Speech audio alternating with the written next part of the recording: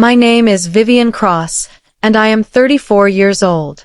For the past 9 years, I have worked what my family calls just an office job at a boutique financial advisory firm downtown. What they do not know, what they have never once bothered to ask, is that I am not a junior analyst answering phones. I am a senior partner at Ashcroft Meridian Capital, a private investment firm so deliberately unglamorous on the outside that most people walk past our unmarked glass doors without a second glance. I built my career the hard way, starting as an unpaid intern reading spreadsheets until midnight, clawing my way up through an industry that does not hand out favors to women who show up in second-hand blazers. I never told my family the truth about how far I had climbed, because the moment I did, I knew exactly what would happen. They would stop seeing a daughter. They would start seeing a wallet. Before I continue this story, let me know where you are watching from in the comments below. Hit like and subscribe if you have ever quietly carried a family that never once said thank you. I grew up in a modest split-level house in a working-class suburb, the older of 2 daughters. My father, Harold Cross, spent 30 years as a mid-level operations manager at Whitmore Capital, a wealth management firm owned by a family whose name meant something in this city. My mother, Diane, worked part-time at a dental office and devoted the rest of her energy to my younger sister, Chloe. Chloe was the golden child from the moment she was born, effortlessly pretty, effortlessly charming, effortlessly excused from every mistake she ever made. I was the responsible one, which in my family was never treated as a compliment. It was simply the label they put on me, so they never had to worry about me. Responsible people, I learned early, are the ones nobody checks on. 5 years ago, my father made a catastrophic financial decision. He co-signed a business loan for a friend's failing restaurant chain, using his own name and his pension as collateral, without telling my mother or either of us. When the restaurant collapsed 18 months later, the full weight of the debt landed squarely on my father's shoulders. $200,000. Structured, I would later discover, through an internal employee lending arm of Whitmore Capital itself, the very firm that employed him, which meant that if he defaulted, he would not just lose his house. He would lose his job, his pension, and any shred of dignity he had left inside a company where everyone knew everyone's business. My mother found out only when the first collection notice arrived taped to the mailbox like a public execution order.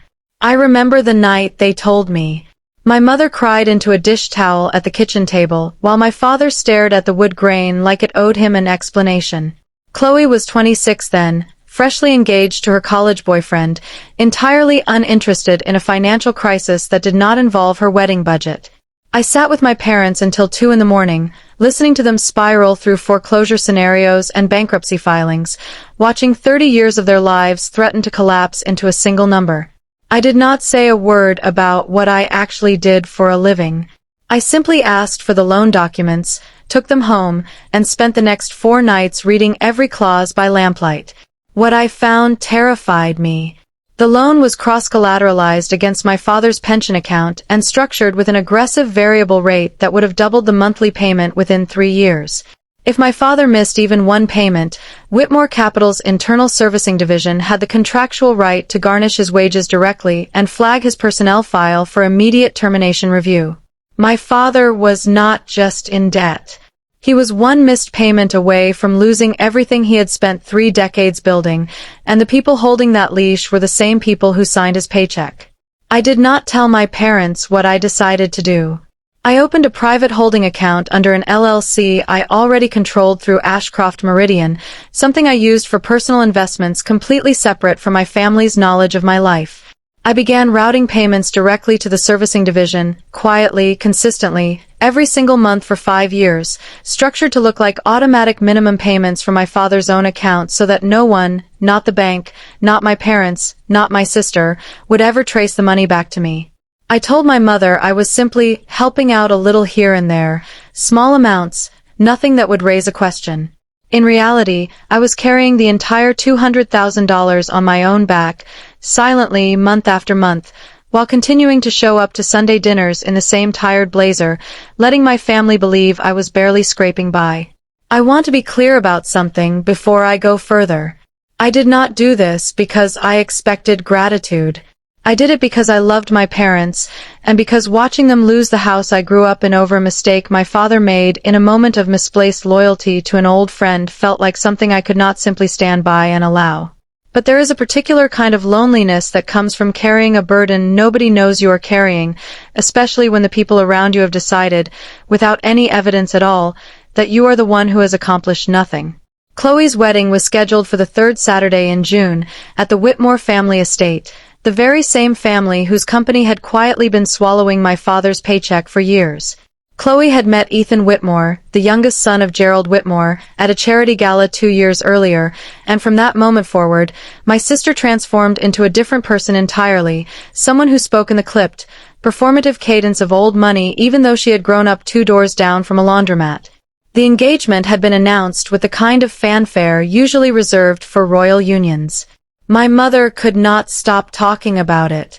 My father, for reasons I understood far better than either of them, went quiet every time the Whitmore name came up at dinner. I want you to understand the shape of my family before the wedding day arrived, because everything that happened afterward only makes sense once you understand exactly how invisible I had made myself, and exactly how much invisibility I had allowed them to project onto me. I drove a 7-year-old sedan with a cracked windshield I never bothered fixing.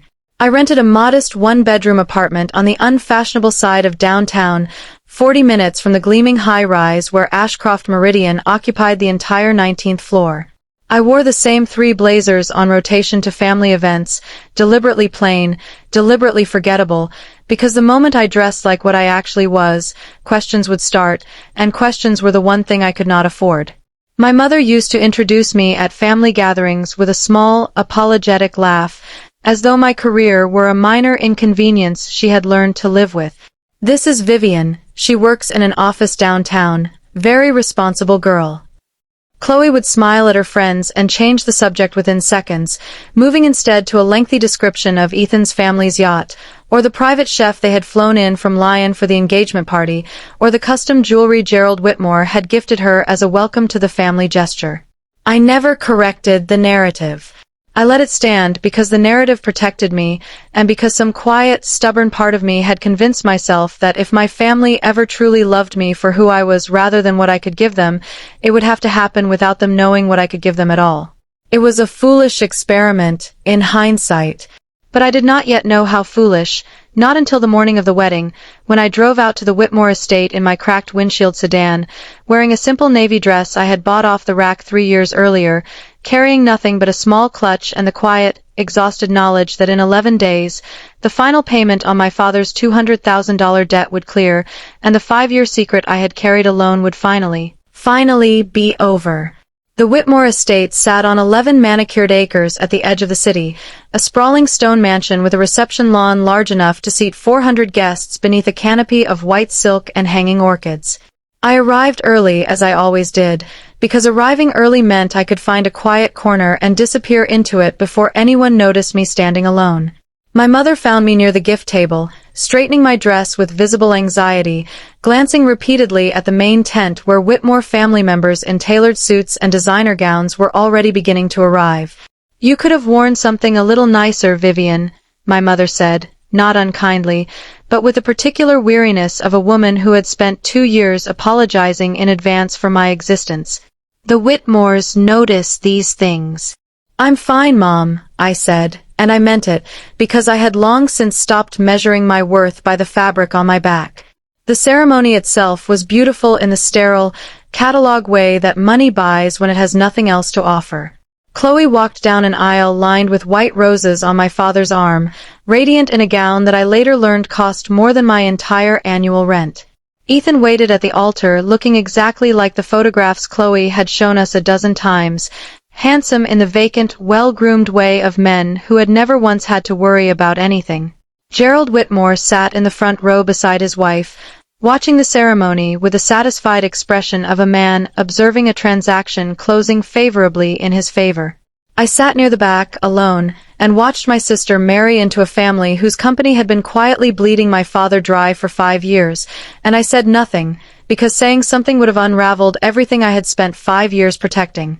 The reception began under the white silk canopy as the sun dropped low over the estate, gilding everything in amber light. Round tables draped in ivory linen stretched across the lawn, each centerpiece a tower of white hydrangeas that alone probably cost more than my monthly rent. String lights crisscrossed overhead like a captured constellation. 400 guests moved through the space in a slow current of expensive perfume and quiet, practiced laughter, the kind of laughter that people who have never worried about money learn to produce on command. I found my assigned seat at a table near the back, close to the kitchen tent, sandwiched between an elderly Whitmore cousin who spent the entire dinner discussing a horse he was considering buying and a Whitmore family accountant who kept glancing at my plain navy dress with poorly disguised curiosity, clearly trying to place which distant, unimportant branch of the family I belonged to. I did not correct him. I ate my dinner quietly, sipped my water, and watched my mother move between tables near the front, glowing with a pride she had never once directed at me. Dinner service ended, and the string quartet shifted into something slower, signaling the start of the toasts. Gerald Whitmore rose first, tapping his champagne flute with a silver spoon, and the entire tent fell into an obedient hush.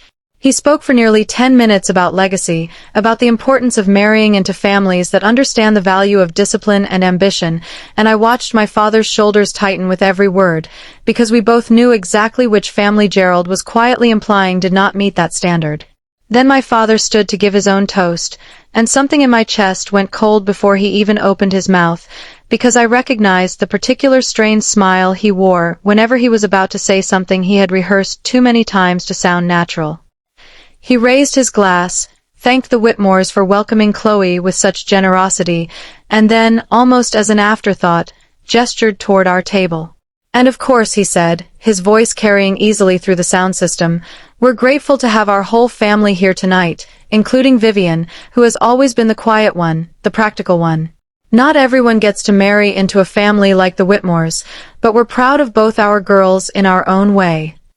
It was a small cruelty, almost gentle in its delivery, the kind of thing my father had said about me my entire life without ever quite meaning it as an insult, and yet always landing as one.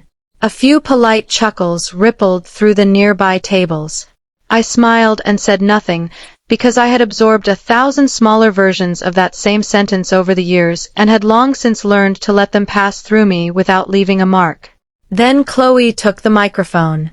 She had clearly had several glasses of champagne by that point, and the careful, polished persona she had cultivated since meeting Ethan slipped for just a moment, revealing something rawer and more familiar underneath, the version of my sister I had grown up with, the one who had always needed to be the biggest thing in every room. She thanked her bridesmaids, thanked Ethan's parents effusively for welcoming her into a family that actually understands what it means to build something, and then, scanning the crowd with a champagne-flushed smile, her eyes landed on me. "I also want to give a special shout-out to my sister Vivian," she said, and the microphone caught the slight, cruel edge creeping into her voice before she had even finished the sentence. "She's sitting back there in the same dress she's worn to literally every family event since I got engaged. Vivian's always been, I don't know, the family burden, honestly. Mom and Dad have carried her for so long, she's still in that same tiny apartment, still driving that car with the cracked windshield. But hey, we love you anyway, Viv. Someone in the family has to be normal, right?" The tent erupted into laughter, the easy, cascading laughter of 400 people who had no idea they were laughing at a woman who, at that exact moment, according to the calendar sitting in my clutch purse, had 11 days left on a 5-year mission to save the very family currently mocking her for being a burden. I felt the blood drain from my face and then, just as quickly, felt something colder and steadier replace it, a kind of clarity I had not expected to find in the middle of a wedding reception. I looked at my mother, waiting for her to say something, anything, to correct the record, to defend me even slightly. She was laughing along with the table, her hand pressed lightly to her chest in amused embarrassment, the particular expression of a woman who found her daughter's humiliation mildly awkward but ultimately harmless. I looked at my father. He was smiling too, the same strained smile from his own toast, the smile of a man who had never once, in 5 years, asked where the money to save his life had actually come from. Ethan's mother leaned toward Gerald Whitmore and murmured something I could not hear, and Gerald's eyes flicked toward me with a mild, dismissive curiosity of a man glancing at a piece of furniture that did not match the rest of the room. I understood, in that moment, exactly what I was to this entire family. Not a daughter. Not a sister. A footnote, a punchline, a minor embarrassment to be managed with a joke and forgotten by the next course. Chloe was not finished. Buoyed by the laughter, she gestured toward the DJ booth. "Actually, come up here, Viv," she called out, waving me toward the small stage where the microphone stood. "Say something. You never talk at these things. Give us a toast. I'm sure it'll be very practical." More laughter. My mother nodded encouragingly, oblivious, the way she had always been oblivious to the particular texture of cruelty dressed up as playfulness. I could have refused. I could have stayed seated and let the moment pass the way I had let 1,000 moments pass before it. But something in me, some quiet reservoir that had been filling drop by drop for 5 silent years, had finally reached its edge. I stood, smoothed my plain navy dress, and walked toward the small stage at the front of 400 watching strangers. I want to tell you that I walked up there with a plan already forming, some carefully constructed speech designed to unravel the evening in dramatic fashion. I did not. I walked up there simply because I was tired in a way that had nothing to do with the late hour, tired of being the family's quiet, practical punchline while carrying, alone and unthanked, the actual weight that kept this family from collapsing. I reached the microphone and picked it up. The tent quieted, curious now, the way a crowd goes quiet when it senses something might actually be interesting for once. I looked out at 400 unfamiliar faces, at my mother's expectant smile, at my father's strained one, at Chloe glowing in her white gown beside a husband whose family had spent 5 years quietly extracting my father's dignity through a loan structured to destroy him. "Thank you, Chloe," I said, and my voice came out steadier than I expected. "That's a generous introduction." A few uncertain laughs. I let the silence stretch for a moment before continuing. "It's true, I've worn this same dress to a lot of family events. I drive an old car with a cracked windshield. I live in a small apartment on the wrong side of downtown. All of that is true, and I'm not embarrassed by any of it." I paused. "What none of you know, because I never told you, is exactly what I've been doing with the money I've apparently not been spending on myself." My mother's smile faltered slightly. Chloe's expression shifted from amused to faintly annoyed, the look of someone whose joke was suddenly being taken somewhere she had not authorized. 5 years ago, Dad co-signed a loan for $200,000, I continued, keeping my voice level, almost gentle. A loan structured through Whitmore Capital's internal lending division, tied directly to his pension and his employment. If he had missed even one payment, he would have lost his job, his pension, and quite possibly this house we all grew up in. The laughter in the tent had died completely now. I could feel Gerald Whitmore's attention sharpen from several tables away, his easy, dismissive posture straightening almost imperceptibly. "I've been paying that loan," I said. "Every month. For 5 years. Quietly, out of my own income, structured to look like Dad's own payments so nobody would ever ask questions. I never told any of you because I didn't want gratitude. I wanted to protect this family without turning it into a transaction." I looked directly at Chloe. "So when you call me the family burden, I understand why it looks that way from the outside. But I'd ask you to reconsider what that word actually means before you say it in front of 400 people." The silence that followed was the kind that has weight, the kind you can feel pressing against your ribs. My mother's hand had risen slowly to cover her mouth. My father had gone the color of old paper, staring at me with an expression I had never once seen him wear in 34 years, something between shock and dawning, horrified comprehension. And then, into that suffocating silence, my phone began to ring inside my clutch purse, loud enough that the lavalier microphone I had forgotten I was still holding near my side picked up the sound, and sent it echoing through the reception speakers, a sharp, insistent tone cutting through 400 stunned, silent guests. I looked down at the screen. It was the servicing division at First Meridian Trust, the bank handling my father's loan. I had been expecting a routine confirmation call about the final payment, scheduled to process automatically in 11 days. There was no reason for them to call me directly on a Saturday evening unless something about the account had changed. I should have stepped away from the microphone. I did not. Some instinct, some tired, defiant part of me that had spent 5 years being invisible, decided that if this family was going to hear the truth, they were going to hear all of it, in real time, with no room left for anyone to pretend otherwise afterward. I answered the call and, out of habit more than intention, held the phone close enough to the lavalier mic that the entire tent could hear both sides of the conversation. Ms. Cross. The voice on the line was crisp, professional, entirely unaware of the 400 people now leaning forward to listen. This is David Reyes from First Meridian Trust's Private Servicing Division. I'm calling regarding the Harold Cross loan account. I wanted to confirm that we processed your final payment this afternoon ahead of schedule, which fully satisfies the outstanding balance of $204,312, including the last accrued interest cycle. The account is officially closed as of today. I also wanted to flag, given the size and consistency of the payment history, that our compliance team ran a routine audit on the account, and there's something you should be aware of regarding Mr. Cross's employer. Go ahead, I said, my voice carrying clearly through the speakers to a tent full of people who had, moments earlier, been laughing at me. The loan documentation shows that Whitmore Capital's internal lending division structured this loan with a variable rate escalation clause that, under state lending regulations, likely exceeds the legal threshold for employer-sponsored personal loans. Our legal team flagged it as a potential predatory lending violation. Given that you've now fully satisfied the debt, you're in a position to file a formal complaint if you choose, and given the size of the violation, it could result in significant penalties for the originating institution. The banker kept talking, walking through details about interest calculations and regulatory thresholds, but I do not think a single person in that tent was still listening to the specifics. They were watching Gerald Whitmore's face drain of color in real time, watching him understand, several seconds too late, that the woman his new daughter-in-law had just publicly humiliated as a family burden was the same woman who had spent 5 years quietly propping up her father's finances, and who was now holding, in her hand, proof that his own family's firm had structured a loan against a low-level employee in a manner that violated state lending law.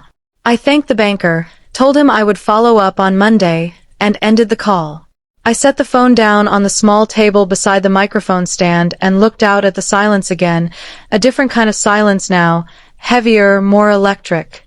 So, I said quietly into the microphone, to my sister, to my parents, to 400 strangers who had just learned more about my life in 90 seconds than my own family had bothered to learn in 5 years. That's what the family burden has actually been doing with her time.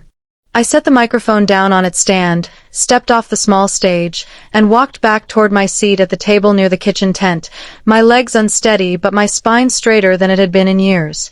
Behind me, the silence finally broke into a low, urgent buzz of whispered conversation, 400 guests suddenly recalculating everything they thought they understood about the family they had just watched collide in public. My mother reached me before I made it back to my seat, her face pale, her hand trembling as she gripped my arm. Vivian, why didn't you tell us? $200,000, that's everything, that's your whole life savings. Why would you? Because you needed it to save your house, Mom, I said, gently but without softness in my voice. And because I already knew what would happen if I told you. You would have spent 5 years thanking me instead of 5 years actually seeing me. I didn't want gratitude. I wanted to fix the problem quietly and let all of us move forward. I just didn't expect to be called a burden at the exact moment the debt finally cleared. My father appeared beside her, his face the color of ash, his hands opening and closing at his sides like he did not know what to do with them. Vivian, I had no idea, I swear to you, if I had known you were the one. You didn't ask, Dad, I said. Not once in 5 years did you ask where the extra payments were coming from, even after the collection notices stopped. You just assumed the problem quietly solved itself. The way things always seemed to solve themselves for this family, without anyone having to look too closely at who was actually doing the solving. Chloe pushed through the small crowd that had gathered, her wedding gown catching on someone's chair, her face flushed with a mixture of champagne and mortification. "Vivian, you couldn't have found a better time to bring this up? It's my wedding day. You just made this whole thing about you." I turned to look at her, at the woman who, minutes earlier, had called me a burden in front of 400 guests without a shred of hesitation. "I didn't bring it up, Chloe. You did, when you decided my worth as your sister was something to joke about on a microphone. I simply corrected the record. If the timing embarrasses you, I'd ask you to consider whose choice that actually was." Gerald Whitmore approached last, his composed, dismissive demeanor from earlier in the evening replaced by something far more careful, far more calculating. He extended a hand toward me with a smile that did not reach his eyes. "Ms. Cross, I don't believe we've properly met tonight. Gerald Whitmore. I understand you work in finance yourself." "I do," I said simply, shaking his hand. "Perhaps we should speak Monday," he said, his voice smooth, the voice of a man already recalculating risk exposure in his head. "Regarding the loan structure you mentioned, I'd hate for a misunderstanding at my son's wedding to become something more complicated than it needs to be." I smiled at him, a small, tired smile that held none of the deference he clearly expected. "You're right, Mr. Whitmore. It doesn't need to be complicated at all. I'll have my legal team reach out to yours first thing Monday morning." I watched something shift behind his eyes, a flicker of alarm quickly masked by practiced calm, as he processed the phrase, "my legal team," and began, visibly, to wonder exactly who he had just spent an entire wedding reception dismissing as an unimportant relative in a plain navy dress. I left the reception shortly after that, walking alone across the manicured lawn to my sedan with its cracked windshield, past valets parking cars worth more than my apartment building, past clusters of guests who watched me go with a particular curiosity reserved for someone who had just, without raising her voice once, detonated a quiet bomb at the center of a 400-guest wedding. I drove home in silence, my hand steady on the wheel despite everything, and somewhere on the highway, I allowed myself, for the first time in 5 years, to cry, not out of sadness, but out of the strange, hollow relief of finally setting down a weight I had carried alone for so long that I had almost forgotten what my own shoulders felt like without it. Monday morning arrived with a stack of missed calls that had accumulated over the weekend like snowfall, most of them from my mother, several from my father, 2 from Chloe, and, more surprisingly, one from a number I did not recognize with a downtown area code I knew belonged to Whitmore Capital's corporate offices. I ignored all of them and drove instead to Ashcroft Meridian's 19th floor offices, where I had a scheduled call with our compliance team regarding an entirely unrelated matter, a call that, once I explained what had happened over the weekend, transformed rapidly into something else entirely. My managing partner, a sharp, unflappable woman named Carla Ibsen who had mentored me since my earliest days in the industry, listened to the entire story without interrupting once, her expression shifting from surprise to something colder and more focused as I laid out the details of the loan structure, the variable rate escalation, and the regulatory threshold the servicing bank's compliance team had flagged. "Vivian," she said finally, leaning back in her chair, "do you understand what you're describing? Whitmore Capital structured an internal loan against an employee's pension with an escalation clause that likely violates the state's predatory lending statute for employer-sponsored credit. If that's accurate, and if it's part of a pattern rather than an isolated incident, that's not just a compliance issue. That's a regulatory exposure that could threaten their entire wealth management license." "I want to understand the full pattern before we do anything," I said. "Not because I want to destroy them out of spite. Because if they did this to my father, they've likely done it to other employees who don't have 5 years of secret savings to bail themselves out." Carla nodded slowly, a small, approving smile crossing her face. "That's the right instinct. Let's pull the thread and see how far it goes." What we found, over the following 2 weeks, exceeded even my most cynical expectations. Whitmore Capital's internal employee lending division, quietly operated as a benefit for long-tenured staff, had structured no fewer than 11 similar loans over the past decade, each one carrying the same aggressive variable rate escalation clause buried in dense legal language most employees never had the resources or expertise to fully parse.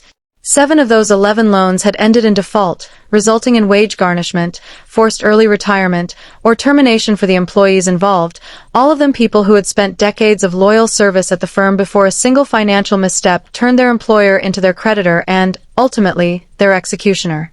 Gerald Whitmore had built a quiet, predatory pipeline inside his own company, one that extracted loyalty and desperation from employees who had nowhere else to turn, all while presenting himself publicly as a pillar of the community, a philanthropist, a man whose name adorned hospital wings and university scholarship funds. My father's loan had simply been the newest entry in a pattern that had been running for 10 years, undetected, because the people it harmed rarely had the resources or the standing to challenge a firm as powerful as Whitmore Capital. I want to pause here and tell you something honestly. I did not immediately feel triumphant when Carla's team laid out the full pattern on the conference room table. I felt sick. I thought about my father, 30 years of loyalty poured into a company that had structured a financial trap around him the moment he made one mistake, and I thought about the other 7 families who had not been lucky enough to have a daughter quietly building a private fortune in the background. I thought about how easily this could have been any of them, how thin the line was between my father keeping his pension and my father losing everything, and how that line had only held because I happened to have spent 9 years building exactly the kind of career that could hold it. We take this to the state regulators, Carla said. Quietly, methodically, with the documentation fully prepared before anyone at Whitmore Capital knows it's coming. This isn't about revenge, Vivian. This is about making sure the next employee who makes one mistake doesn't lose their entire life over it. I agreed completely. But I would be lying if I told you there was not also a smaller, more personal calculation running alongside the ethical one, a quiet recognition that Gerald Whitmore, the man who had dismissed me at his own son's wedding as an irrelevant relative in a plain navy dress, was about to learn in the most public and consequential way possible exactly who he had been dismissing. Before the formal complaint could even be drafted, Carla insisted we understand exactly how deep the pattern ran, because a regulatory case built on a single loan, however predatory, could be dismissed by Whitmore Capital's attorneys as an isolated administrative error rather than the systemic practice we suspected it actually was. That meant weeks of quiet, painstaking work, cross-referencing years of internal HR filings, employment termination records, and pension account closures that Ashcroft Meridian's forensic accounting team pulled through public record requests. And eventually, through a whistleblower contact inside Whitmore Capital's own compliance department, who had grown increasingly uneasy about practices she had been asked to quietly bury for years. Her name was Priya Nandan, and she reached out to Carla directly after reading a small item in the local business press about the unusual scene at the Whitmore wedding, which had apparently generated enough gossip among the city's financial circles that a brief, unnamed mention of it had made its way into a Monday morning industry newsletter. Priya had worked in Whitmore Capital's internal compliance office for 6 years, and she told us, in a nervous, careful voice during our first call, that she had flagged concerns about the employee lending division's escalation clauses on 3 separate occasions over the past 4 years, only to have each report quietly closed by senior leadership without any action taken. I kept the internal memos, she told us. I wasn't sure why, at the time. I think some part of me knew eventually someone would need them. She forwarded us copies that evening, a stack of documents that, once cross-referenced against the employment records Ashcroft Meridian's team had already gathered, painted a picture far uglier than even I had initially expected. The pattern Priya's memos revealed was almost mechanical in its precision. Whitmore Capital's internal lending division specifically targeted employees who had worked at the firm for at least a decade, individuals whose loyalty and institutional knowledge made them expensive and inconvenient to simply terminate outright, but whose modest salaries meant they were unlikely to have significant savings or legal resources if something went wrong financially.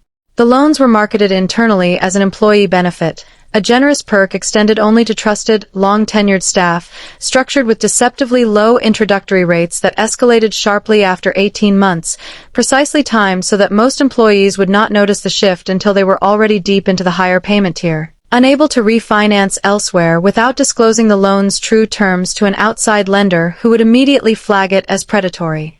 Once an employee defaulted, or came dangerously close to defaulting, Whitmore Capital's compliance department, according to Priya's internal memos, quietly began building a termination case against that employee on unrelated grounds, ostensibly for performance issues or restructuring needs, timed to coincide with the loan default so that the firm could recover its losses through the pension garnishment clause, while simultaneously removing an increasingly expensive long-tenured employee from its payroll.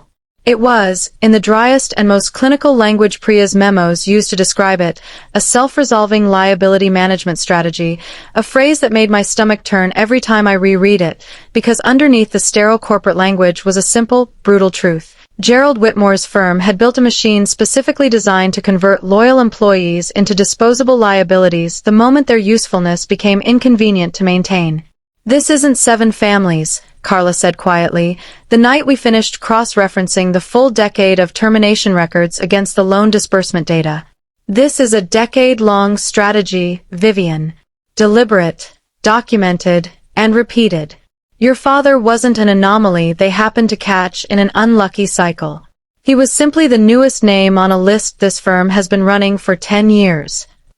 I remember sitting in that conference room long after Carla and the rest of the team had gone home, staring at a printed timeline stretched across the table, 11 names, 11 termination dates, 11 loan defaults, each one a family somewhere in this city who had trusted an employer with decades of their working life only to watch that same employer engineer their downfall the moment a single financial misstep gave the firm a contractual excuse to do so. I thought about how close my own family had come to being the 12th name on that timeline, saved only by the accident of my own career trajectory, a trajectory none of them had even known existed until a phone rang through a wedding speaker. I called my father that night, later than I probably should have, and I asked him a question I had never thought to ask him before, not once in 5 years of quietly managing his debt from the shadows. "Dad, when you signed that loan, do you remember who at Whitmore actually presented it to you? Was it standard paperwork, or did someone specifically recommend it to you?" There was a long pause on the line. "It was strange, actually," he said slowly, as though the memory were resurfacing for the first time in years. "I never went looking for a loan like that. My supervisor, a man named Devlin Marsh, brought it up himself, almost out of nowhere, right around the time the restaurant investment started going bad. He said the firm had a special internal program for employees who'd been there a long time, said it was practically a formality, low rates, easy approval, said it would be faster and less embarrassing than going through an outside bank. I remember being grateful at the time. I thought it was a kindness." I relayed that detail to Carla the next morning, and within a week, Priya's internal memos confirmed what my father's memory had already told us. Devlin Marsh, a senior operations supervisor at Whitmore Capital, appeared in the employment file of no fewer than 6 of the 11 affected employees, each time as the person who had personally recommended the internal lending program to a struggling colleague at precisely the moment that colleague was most vulnerable. He had, in effect, functioned as the recruiter for a quiet financial trap, identifying loyal, long-tenured employees experiencing personal financial strain and steering them, kindly, personally, almost as a favor, directly into the machine that would eventually consume them. It took another full week to build the case documentation to a standard that would withstand the scrutiny of Whitmore Capital's 4 attorneys, cross-referencing loan disbursement records, escalation clause language, termination timelines, and Priya's internal memos into a single, chronological narrative that made the pattern undeniable to anyone willing to actually read it in order. Carla insisted on a final review with our outside regulatory counsel before we filed anything, a careful, methodical process that felt, at times, unbearably slow given how badly I wanted the truth to simply be known already. But I understood, even in my impatience, that a case built too quickly, on incomplete documentation, risked being dismissed on a technicality, and that 7 families, soon to be 11 once the full pattern was confirmed, deserved better than a case that could be picked apart by expensive attorneys looking for any opening. The formal complaint took 3 weeks to prepare, cross-referencing employment records, loan documentation, and internal compliance memos that Ashcroft Meridian's legal team obtained through the discovery process once the regulatory inquiry officially opened. During those 3 weeks, my family's attempts to reach me continued, escalating from confused voicemails to increasingly desperate texts. My mother wanted to understand, my father wanted to apologize, and Chloe, notably, wanted neither of those things. Chloe wanted to know why I was still making a scene 3 weeks after the wedding, unaware that the scene she imagined I was making bore no resemblance to the actual, quiet, methodical work happening inside a 19th floor conference room downtown. I finally agreed to meet my parents for coffee on a Tuesday afternoon in a small cafe near my apartment, deliberately chosen because it was unglamorous, ordinary, exactly the kind of place they had always assumed matched the modest life they believed I lived. My mother arrived first, her eyes red-rimmed, her hands wrapped tightly around a paper cup she did not drink from. My father followed a few minutes later, looking older than I remembered, the strain of the past 3 weeks visibly carved into his face. "I keep thinking about all those Sunday dinners," my mother said quietly, once we had settled into an uncomfortable silence at a corner table. "All those years I introduced you like you were, I don't know, an afterthought. And the whole time you were the one holding this family together, and I never once asked. I let you believe what was easiest for both of us, Mom," I said. "I'm not innocent in this either. I could have told you the truth at any point over those 5 years. I chose not to, because some part of me wanted to see if this family could ever value me without a number attached to it. I think, if I'm honest, part of me already knew the answer, and I didn't want to hear it out loud." My father set his coffee down, his hands trembling slightly. "Vivian, I don't know how to make this right. I don't know if there's a version of an apology big enough for what we did to you, not just at the wedding, but for years before that. I've spent 30 years working for a company that, it turns out, was quietly bleeding families like ours dry the entire time, and I never once questioned it, because questioning things wasn't something people like me were encouraged to do at a place like that." "I know, Dad," I said, and I meant it because underneath all of it, I understood exactly how someone spends 30 years learning to be small in the presence of power, learning not to ask questions, learning to be grateful simply for being allowed to stay employed. I understood it because I had spent 34 years learning something almost identical inside my own family. I told them that afternoon the broad outline of what Ashcroft Meridian's investigation had uncovered, though I withheld the specific regulatory strategy Carla and I had developed. My mother wept quietly into a napkin when I described the other 7 families who had lost everything to the same predatory loan structure my father had narrowly survived only because of 5 years of my silent intervention. My father sat very still, absorbing the knowledge that his employer had not simply made one unfortunate mistake with his loan, but had built an entire quiet system designed to extract loyalty and desperation from employees exactly like him. "What happens now?" my mother asked. "Now," I said, "the truth comes out. All of it.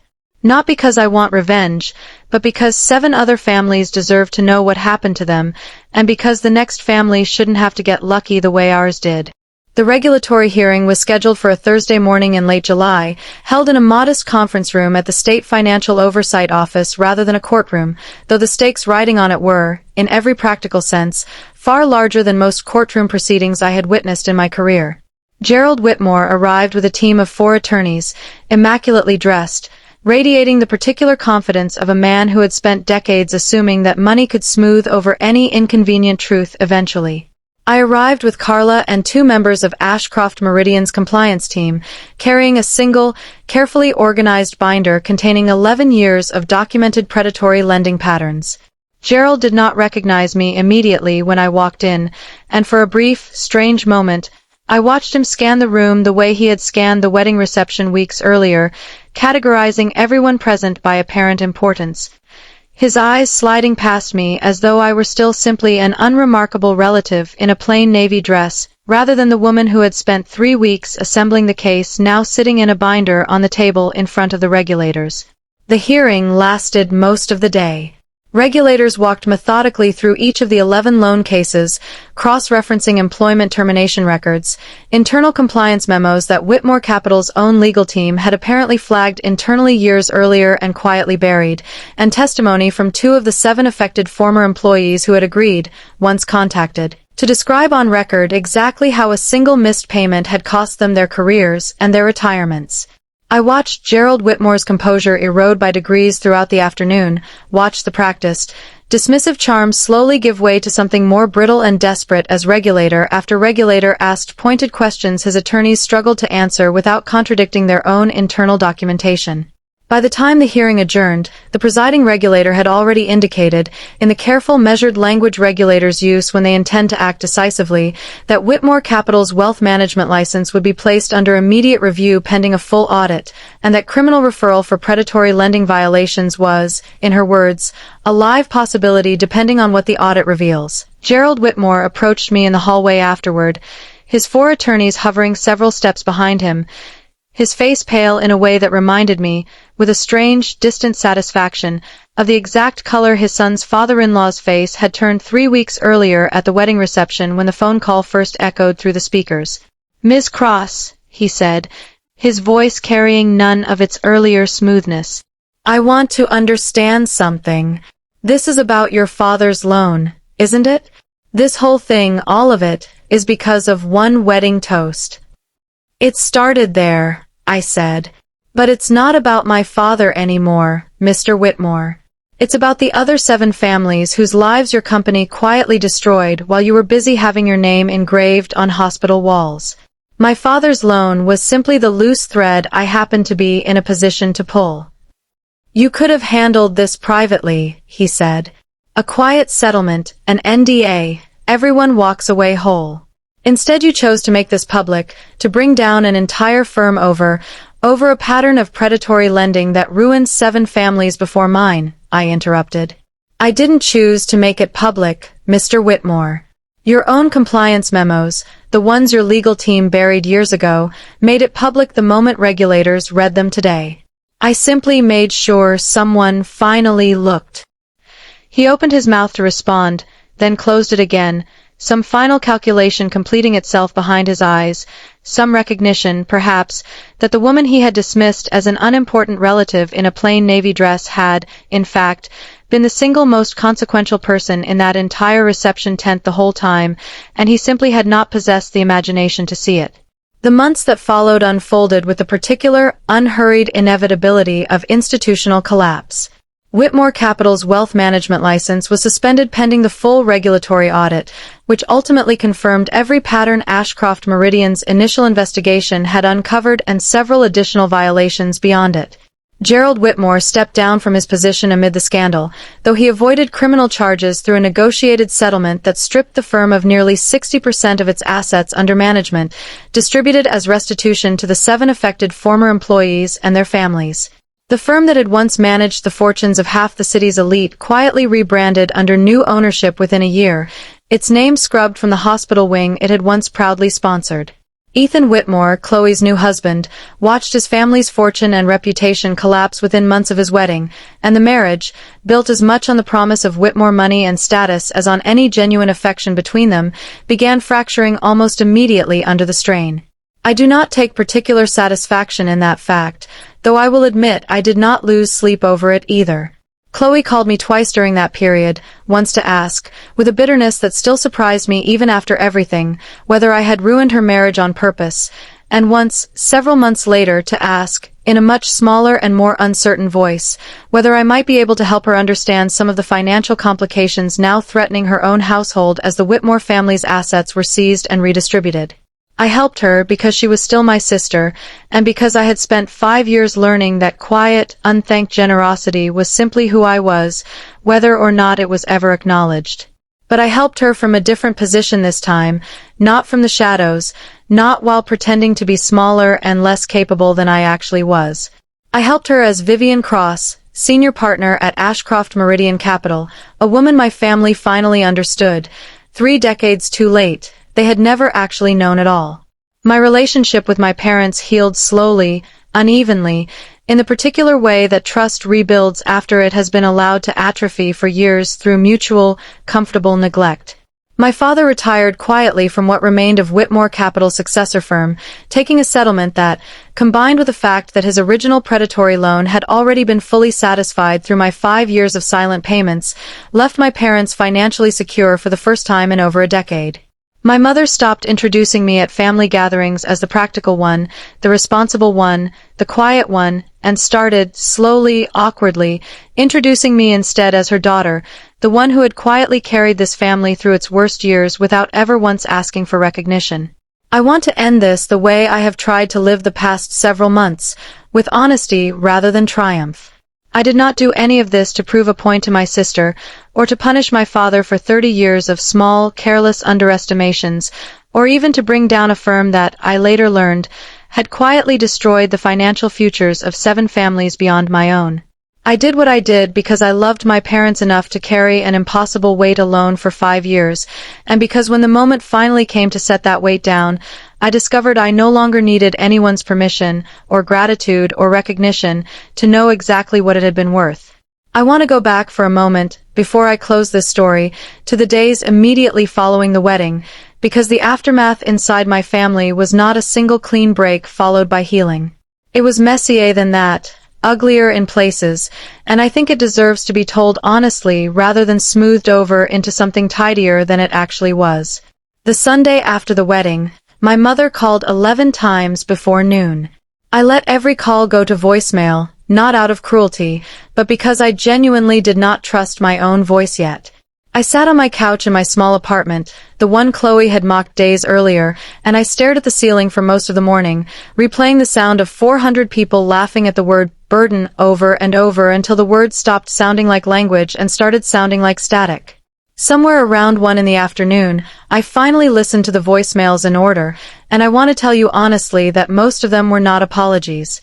Most of them were my mother trying to manage the fallout of the wedding itself, worried about what the Whitmore family now thought of us, worried about whether Chloe's marriage would survive the scandal, worried, in other words, about everyone except me. It was not until the 4th day that my mother finally said the words I had been waiting 5 years to hear, and even then, she said them almost by accident, in the middle of a longer sentence about something else entirely.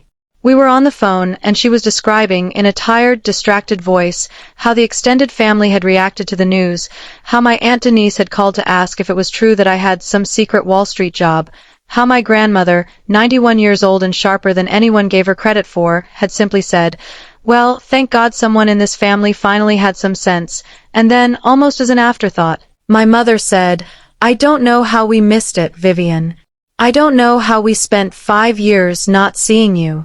I did not respond right away. I let the silence sit on the line between us, because I did not yet trust myself to say something generous, and I did not want to say something cruel simply because I finally had the leverage to. "You missed it," I said finally, because it was easier not to look. I was easy to explain away. The practical one, the responsible one, the quiet one. Those labels did a lot of work for this family, Mom. They let everyone stop asking questions about me a long time ago. "I'm asking now," she said, her voice cracking slightly. "I know it's 5 years too late, but I'm asking now.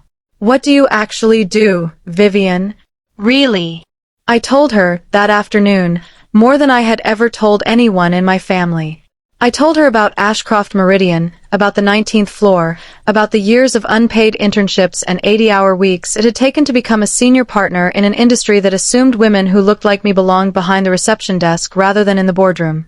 I told her about the private LLC I had built specifically to route my father's loan payments in a way that would never trace back to me. I told her, finally, exactly how much money I had quietly moved through that account over 5 years, and I listened to her breathe unsteadily on the other end of the line as the number settled into her understanding. $200,000, she repeated, almost to herself. "Vivian, that's not a small favor. That's not helping out a little. That's everything. That's your whole life savings for half a decade." "It was what the situation required," I said simply. "I didn't do the math on what it would cost me personally, Mom. I did the math on what it would cost this family if I didn't.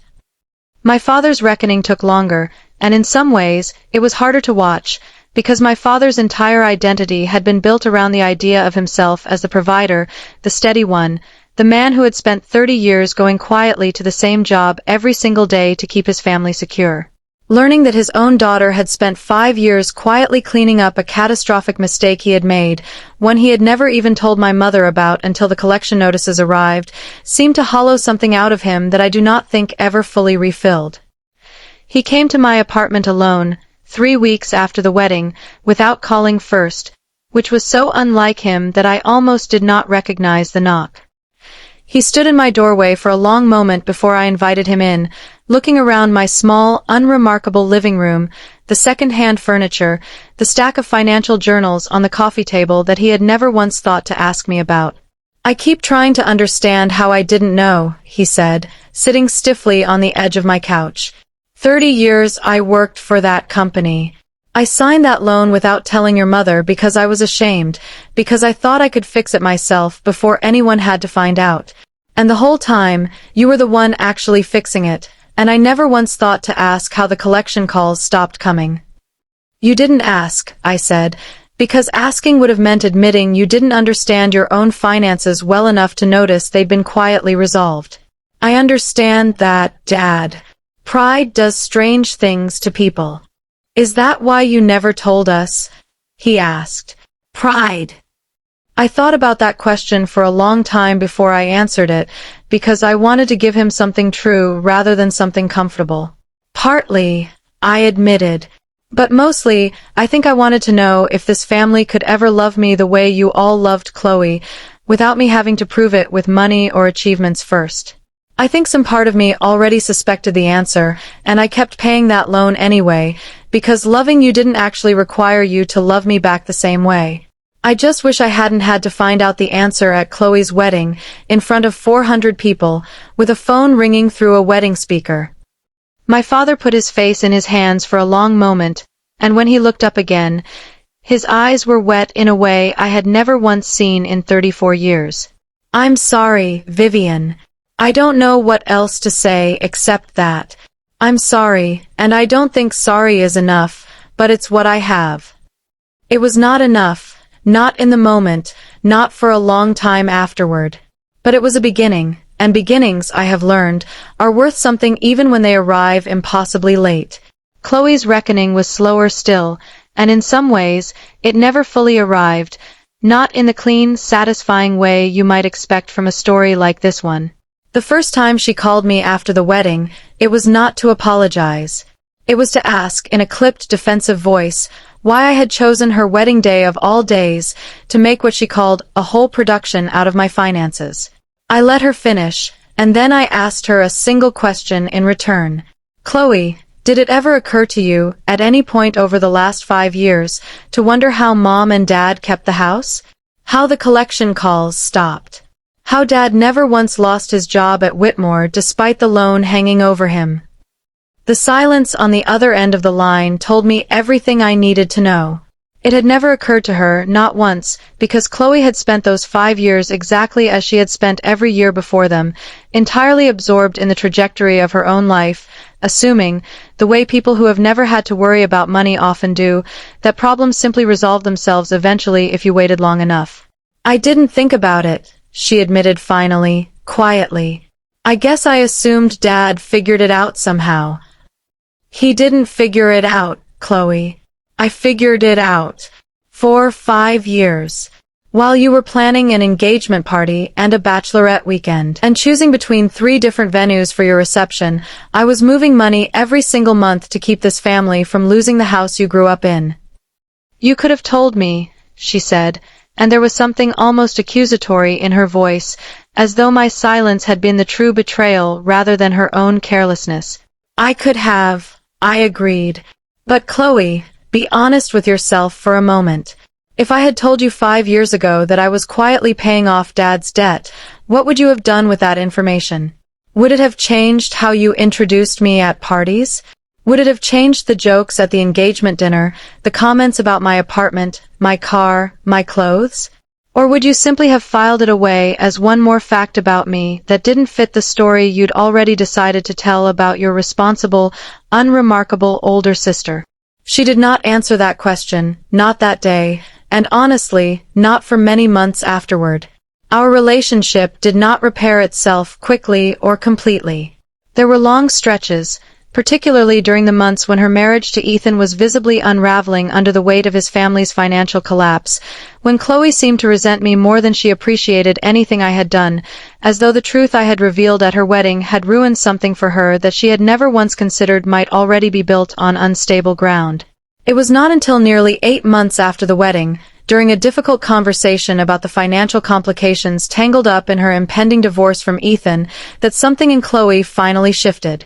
We were sitting in my apartment, the same small living room our father had sat in months earlier, and I was walking her through the basics of asset division, of protecting herself from the fallout of the Whitmore family's regulatory collapse, when she suddenly stopped mid-sentence and looked at me with an expression I had not seen on her face since we were children.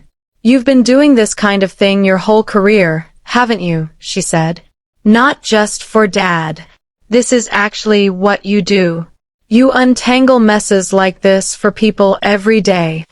"It is," I said. "And I called you a burden," she said quietly, "at my own wedding, in front of 400 people, while you were quietly finishing paying off the exact kind of debt that literally destroys families, because I was too drunk and too self-absorbed to think about anyone except myself for 5 minutes. "You did," I agreed, because there was no version of that truth worth softening. "I'm sorry, Vivian," she said, and for the first time, it did not sound rehearsed or defensive or shaped around her own discomfort. It sounded like something she actually meant.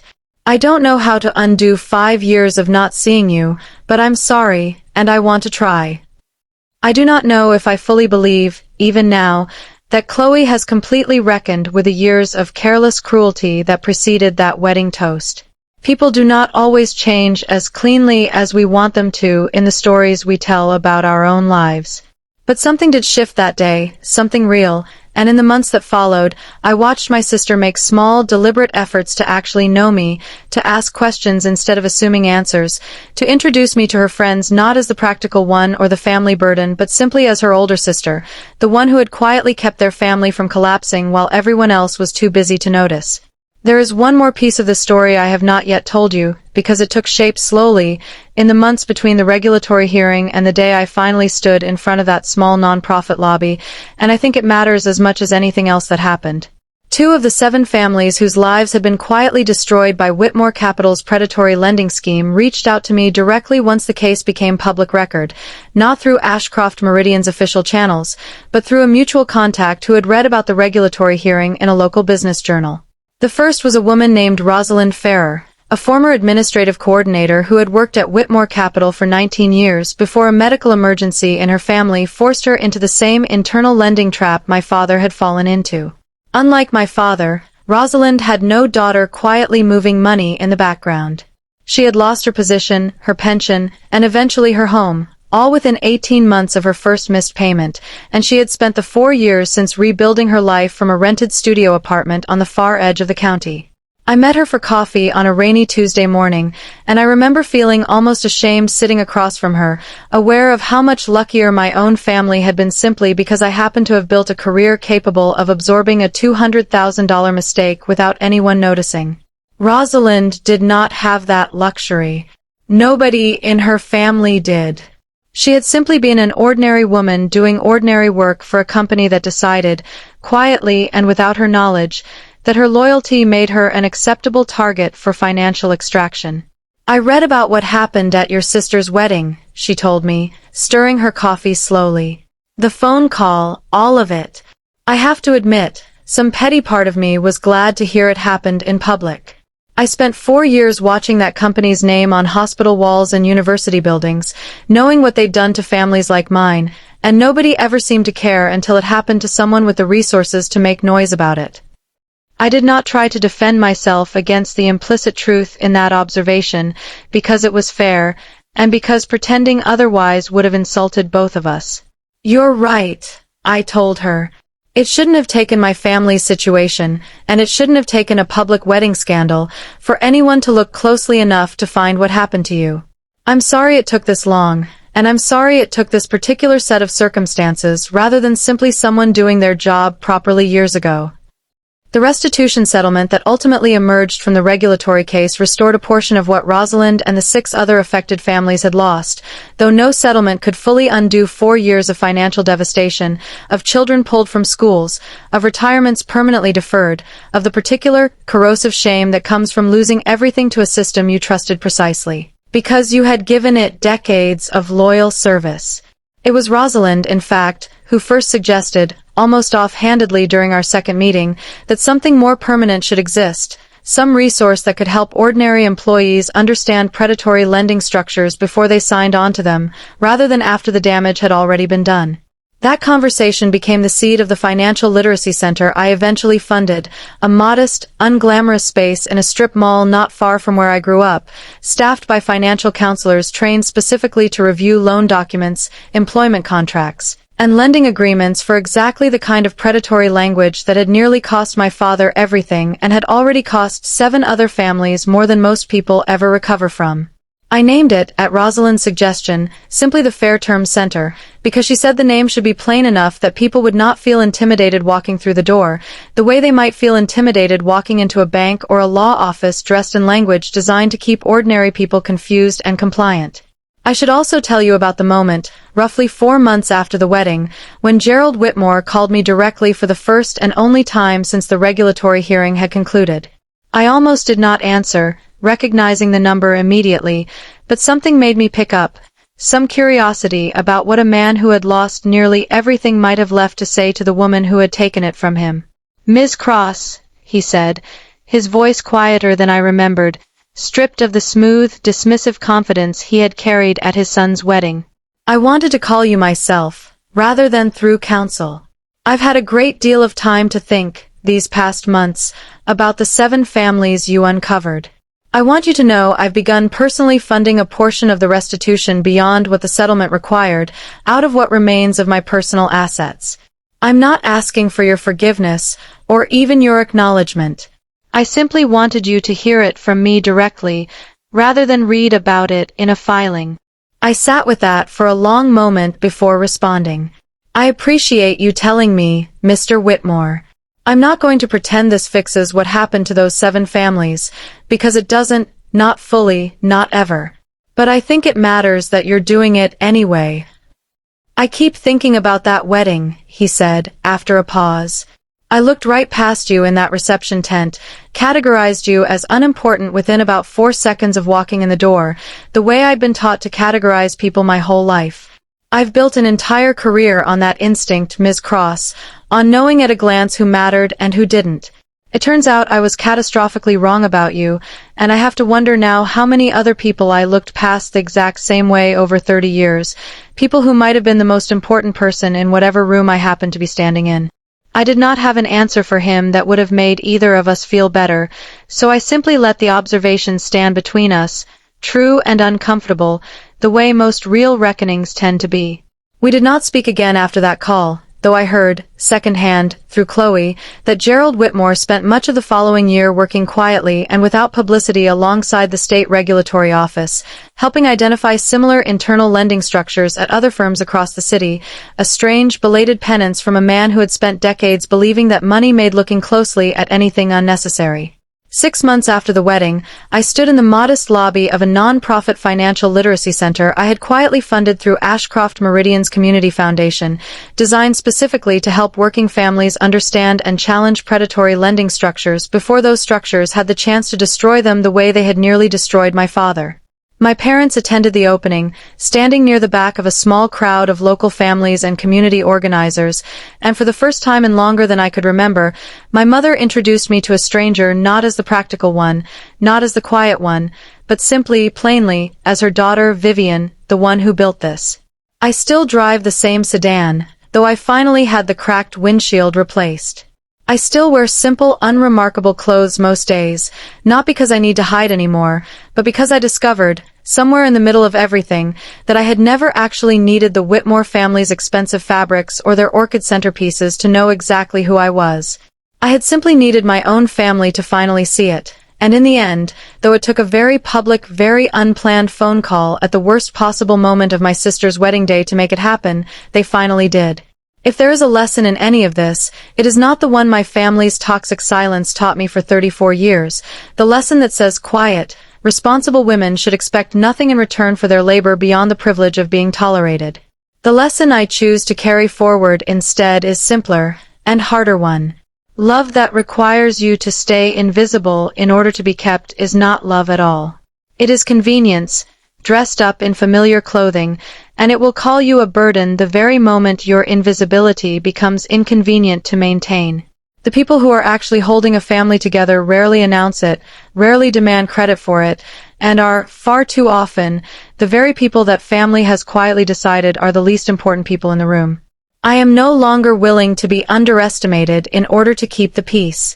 I built my life once already in complete silence, carrying $200,000 of someone else's mistake on my own back for 5 years without a single word of complaint, and I will not spend the next 30 years doing the same thing simply because it once again became easier for the people around me to assume I had nothing worth noticing. The family burden, it turns out, was never the one everyone assumed she was. She was simply the one holding everyone else up, quietly, patiently, for far longer than anyone ever bothered to ask. I think about that wedding often, more than I probably should, but not in the way you might expect. I do not replay it looking for the sting of humiliation, though it was there, real and sharp in the moment. I replay it instead for the 90 seconds of silence that followed my sister's laughter, the 90 seconds where 400 strangers, my own parents included, finally had to sit with the uncomfortable possibility that they had built an entire understanding of who I was on nothing more than convenient assumptions, never once tested against reality because testing them would have required actually asking me a question and waiting to hear the answer. I have thought, too, about what would have happened if that phone had simply gone to voicemail, if the servicing bank had called an hour earlier or an hour later, if I had left my clutch purse at the table instead of carrying it to the microphone. I would have finished my small, quiet correction, returned to my seat, and likely spent the rest of the evening watching my family slowly forget the moment ever happened, the way they had forgotten every smaller version of it over the years.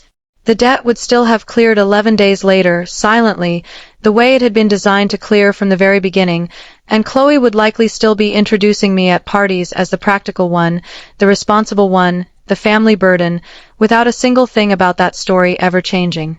I do not think I would have chosen, if given the option in advance, to have my family's reckoning play out in front of 400 wedding guests and an unsuspecting bank representative named David Reyes who, to this day, has no idea he became an accidental instrument of justice on a Saturday evening in June. But I have also stopped wishing it had happened differently, because I am not sure a quieter version of that truth would ever have actually landed. My family had spent 5 years, longer than that really, 34 years if I am honest with myself, perfecting the art of not looking closely at me. It took something loud, something undeniable, something that could not be laughed off or quietly forgotten by Monday morning, to finally force the question they should have been asking all along. My grandmother, the same one who told my mother that thank God someone in the family finally had some sense, called me herself about a month after the wedding, her voice thin and steady on the phone the way it had always been for as long as I could remember. "I want you to know something, Vivian," she said, without any preamble. "I never once believed you were the family burden. I watched you show up to every dinner, every holiday, every birthday, quiet and steady while everyone else made noise about themselves, and I always thought, that girl is the only one in this family who actually understands what it costs to hold people together. I just never said it out loud, because in this family, saying something kind about the quiet daughter never seemed to matter as much as saying something loud about the exciting one. I'm sorry for that. I should have said it 100 times before you ever had to prove it to a room full of strangers." I cried harder at that phone call than I had at any point during the entire ordeal, harder than the night I sat alone on my couch after the wedding, harder than the afternoon my father sat on my second-hand sofa apologizing for 30 years of not asking questions. Because my grandmother's words were the first time, in my entire adult life, that someone in my family had told me they had seen me clearly all along, quietly, without needing a scandal or a phone call or a regulatory hearing to finally notice. It made me wonder, in the months that followed, how many families carry exactly this same imbalance without ever having a moment loud enough to correct it. How many responsible daughters and steady sons spend entire lifetimes being quietly undervalued by people who love them but have simply never learned to look past the easy story they have already decided to tell about who that person is. The Fairterms Center opened its doors on a bright Saturday morning in early spring, nearly a year after Chloe's wedding, in a modest storefront wedged between a laundromat and a discount pharmacy, exactly the kind of unglamorous, accessible location Rosalind had insisted on from the beginning. We hung simple, hand-lettered signage rather than anything polished or corporate, because Rosalind wanted the center to feel like a place ordinary people could walk into without feeling like they had wandered somewhere they did not belong. Nearly 40 people showed up for the opening, families who had heard about the center through word of mouth, through the regulatory case that had made small local headlines, through community organizations that Ashcroft Meridian's Foundation had quietly partnered with over the preceding months. My parents stood near the back of the small crowd that morning, my mother in a simple cardigan rather than anything she might have worn to impress the Whitmores a year earlier, my father quieter than I had ever seen him, watching the room with an expression I finally recognized as genuine pride rather than the strained, performative version he had worn at Chloe's wedding. When a young woman from the community organizing group introduced me to the crowd, she did not describe me the way my mother once had, as the practical one, the responsible one who worked in some vague office downtown. She introduced me as Vivian Cross, senior partner at Ashcroft Meridian Capital, the woman who had spent 5 years quietly saving her own family from a predatory lending trap before uncovering and dismantling the decade-long scheme that had already destroyed 11 others. My mother cried during that introduction, standing near the back of a small, unglamorous strip mall storefront, and when I found her afterward, she did not apologize again, or explain again, or try again to account for 5 years of not asking questions. She simply hugged me, the way I imagined she must have hugged me 1,000 times when I was small enough that hugs still solved most problems, and she said, quietly, into my shoulder, "I finally see you, Vivian. I'm sorry it took so long, but I finally see you." I still drive the same sedan, though I finally had the cracked windshield replaced. I still wear simple, unremarkable clothes most days, not because I need to hide anymore, but because I discovered, somewhere in the middle of everything, that I had never actually needed the Whitmore family's expensive fabrics or their orchid centerpieces to know exactly who I was. I had simply needed my own family to finally see it, and in the end, though it took a very public, very unplanned phone call at the worst possible moment of my sister's wedding day to make it happen, they finally did. If there is a lesson in any of this, it is not the one my family's toxic silence taught me for 34 years, the lesson that says quiet, responsible women should expect nothing in return for their labor beyond the privilege of being tolerated. The lesson I choose to carry forward instead is simpler, and harder one. Love that requires you to stay invisible in order to be kept is not love at all. It is convenience, dressed up in familiar clothing, and it will call you a burden the very moment your invisibility becomes inconvenient to maintain. The people who are actually holding a family together rarely announce it, rarely demand credit for it, and are, far too often, the very people that family has quietly decided are the least important people in the room. I am no longer willing to be underestimated in order to keep the peace. I built my life once already in complete silence, carrying $200,000 of someone else's mistake on my own back for 5 years without a single word of complaint, and I will not spend the next 30 years doing the same thing simply because it once again became easier for the people around me to assume I had nothing worth noticing. The family burden, it turns out, was never the one everyone assumed she was. She was simply the one holding everyone else up, quietly, patiently, for far longer than anyone ever bothered to ask.